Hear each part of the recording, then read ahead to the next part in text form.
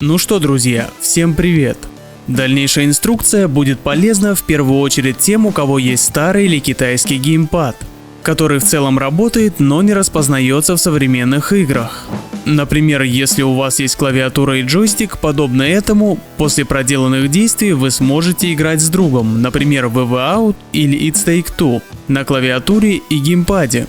Также можно настроить два подобных геймпада одновременно или использовать параллельно с оригинальным джоем Xbox 360 для таких игр как Divinity и Darksiders, или просто для игры одному, например, в недавно вышедший Days Gone. Не буду затягивать, берите чаек, а я начинаю.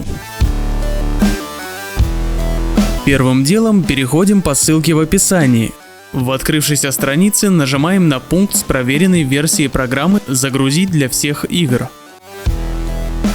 Распаковываем архив и переносим программу в удобное место на жестком диске.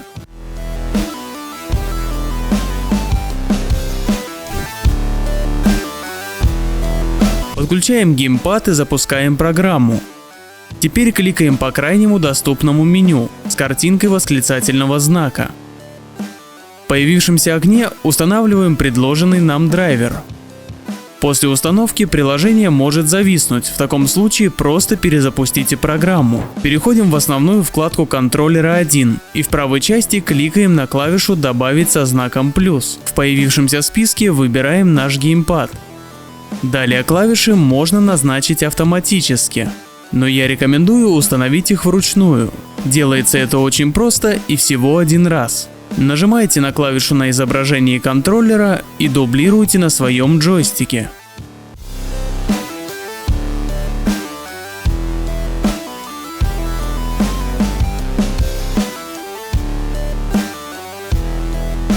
Думаю, что на этом первичная настройка завершена.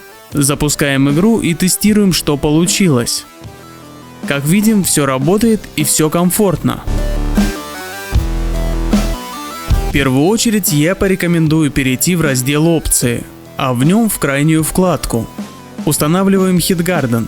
После в разделе «Девайс» скрываем основной геймпад, чтобы остался только виртуальный. В ином случае может возникнуть дискомфорт при использовании нескольких устройств одновременно. После проверяем отображение джойстика. Переходим в основные настройки контроллера, кликаем внизу по кнопке Game контроллера. Если отображается один джой, значит все сделано верно. Следующий шаг: в меню контроллера можно настроить чувствительность триггеров и стиков, поиграв с настройками мертвой зоны клавиш, в зависимости от вашего геймпада.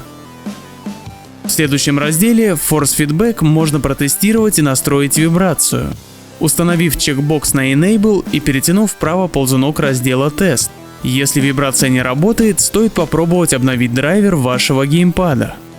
Также хочу добавить, что если на вашем геймпаде нет стиков, то его все равно можно настроить и комфортно поиграть с другом, например в Cuphead или множество платформеров, не требующих вращения камерой. А для настройки второго геймпада нужно проделать аналогичные действия в разделе Controller 2. И если видео оказалось полезным, обязательно поддержи активностью, лайком, комментарием, подпиской на канал. С вами был АСВ. Играйте в игры с комфортом, а мы еще увидимся.